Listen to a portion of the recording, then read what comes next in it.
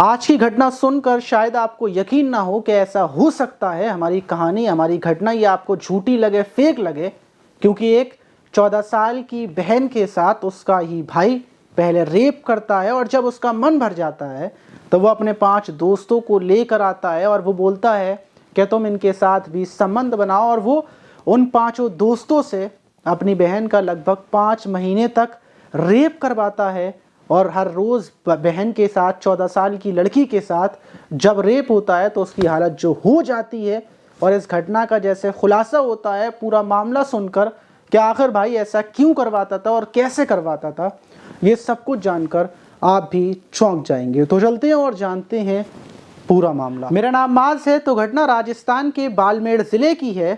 वहाँ पर रहने वाली कामनी, जिसकी उम्र 14 साल थी, जो अपनी फैमिली के साथ खुशहाल रहती थी, लेकिन वो कुछ दिनों से बिल्कुल चुपचाप थी, गुमसुम थी। उसने खाना पीना बिल्कुल छोड़ दिया था। फैमिली वाले भी परेशान थे कि आखिर कामनी को क्या हुआ है, हमारी बेटी को, बच्ची को क्या हुआ है। क्या वो ना खाती है, ना पीती है, ना किसी से ढंग से बात करती है, सिर्फ कोने में चुपचाप बैठी रहती है। वो लड़की जो हमेशा खेलती थी, कूदती थी, हर किसी से ज़्यादा बातचीत करती थी, लेकिन फ़िलहाल में वो चुप थी। माता पिता उसको डॉक्टर के पास ले जाते हैं। डॉक्टर्स बताता है कि आपकी बेटी तो बिल्कुल ठीक है, कोई बीमारी नहीं है, लेकिन ये जो कुछ भी है इसकी मेंटली प्रॉब्लम है, इसकी दिमाग में शायद कोई बात है या फिर कोई बात ये बताना चाहती है। और फैमिली वाले उससे जानने की तमाम कोशिशें करते हैं कि कामनी क्या बात है, तुम हमें बताओ, तुम्हारे साथ ऐसा क्या हुआ है जो तुमने अपनी ज़िंदगी को ठीक से जीना तक छोड़ दिया है, तुम गुमसुम रहती हो। और एक दिन उसकी माँ उसके पास आती है और माँ उसके हाथ को पकड़कर उसको यकीन दिलाते हुए उससे बोलती है कि बेटा, तुम्हारे अंदर, तुम्हारे दिल में कोई भी बात है, तुम्हारे साथ किसी ने कुछ बोला है, तुम्हारे दिल में कोई दर्द है, वो तुम मुझे बताओ, मैं तुम्हारे साथ हूँ, चाहे कुछ हो जाए, मैं तुम्हारा साथ नहीं छोड़ूंगी, ना ही तुम्हें चिल्लाऊंगी, ना तुम्हें डांटूंगी, तुम बस मुझे बताओ कि आखिर बात क्या है। और ये कुछ अल्फाज, माँ के अल्फाज बेटी के जाकर दिल पर लगते हैं और कामनी अपनी माँ के सामने दहाड़े मार मार कर रोने लगती है, अपनी माँ के गले से लग जाती है।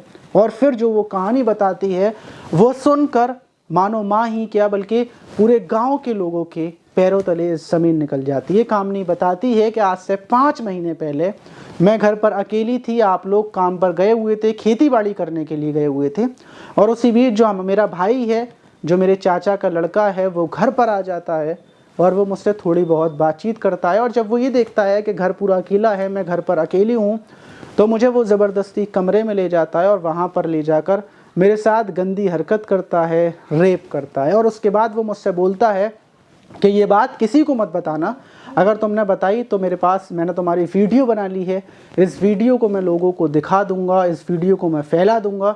और मैं भी ये बात आप लोगों को नहीं बताती, मैं डर जाती हूँ और मैं ये भी सोचती हूँ कि शायद मेरे भाई से गलती हुई होगी, क्योंकि जो भाई मेरी रक्षा करता है, जो भाई जिस पर मुझे यकीन है कि अगर मुझे कोई लड़का देखेगा या छेड़खानी करेगा तो मैं अपने भाई से शिकायत करूंगी, और उसी ने मेरे साथ ऐसी हरकत की। तो मैं सोच विचार में थी और मैं ये सोचती हूँ कि ठीक है, मैं किसी को नहीं बताऊंगी।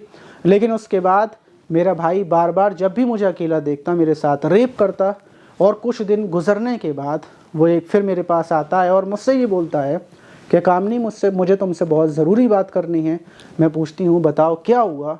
तो बोलता है जो वीडियो मेरे फ़ोन के अंदर था वो मेरे दोस्तों ने देख लिया है, और अब वो मेरे दोस्त ये बोल रहे हैं कि हम भी यही करना चाहते हैं जैसे तुमने किया है, और मैं चाहता हूँ कि तुम मेरे दोस्तों के साथ भी संबंध बनाओ, मैंने तुम्हारी बहुत तारीफ़ की है।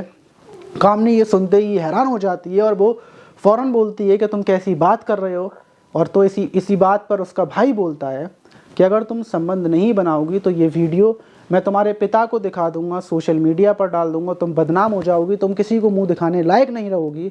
और उसके बाद मेरा भाई 5 दोस्तों को जब घर पूरा खाली होता था तब लाता था या फिर मुझे खेतों में ले जाता था, वहीं पर वो मेरे साथ अपने 5 दोस्तों से बारी बारी से रेप करवाता था। ये रेप लगभग 5 महीने से मेरे साथ होता हुआ आ रहा है। मैं सोच रही थी कि शायद आने वाले टाइम में ये ख़त्म हो जाएगा, मेरा भाई सुधर जाएगा या फिर ये लोग मेरे साथ गलत करना बंद कर देंगे, लेकिन अब आकर मेरी हालत बहुत ज़्यादा ख़राब हो चुकी थी। मैं इन चीज़ों से तंग आ चुकी थी। मैंने 1-2 बार कोशिश भी की कि मैं अपनी जान दे दूं, लेकिन मैं नाकामयाब रही।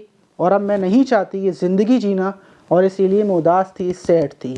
माँ ये सुनने के बाद रोने लगती है, अपने पति को फ़ोन करती है, फ़ौरन कामनी के पिता आती हैं। कामनी के पिता को यकीन नहीं हो रहा था, किसी को इस बात पर यकीन नहीं था कि जिस पर हमें यकीन था, जो इसका भाई था वो इस घटना को अंजाम दे सकता है। फ़ौरन पुलिस को फ़ोन किया जाता है, पुलिस आती है, कामनी के बयानों को दर्ज किया जाता है। गांव के लोग भी हैरान थे और फ़ौरन उन लड़कों को, कामनी के भाई को पुलिस गिरफ्तार कर लेती है। लेकिन हैरानी की बात ये थी कि जो कामनी का भाई था, जिसकी उम्र 21 साल थी, लेकिन जो उसके दोस्त थे उसमें किसी की उम्र 17 साल, किसी की उम्र 16 साल, किसी की उम्र 19 साल, सब कम उम्र के लड़के थे। पुलिस सबको गिरफ्तार कर लेती है और गिरफ्तार करने के बाद जो वीडियो था उसको भी डिलीट कर देती है। 6 लोगों को उठाकर पुलिस जेल भेज देती है। अब फिलहाल में कामनी की फैमिली वाले उसके साथ हैं, पूरा गांव उसका साथी बन गया है, क्योंकि वो तो बच्ची थी।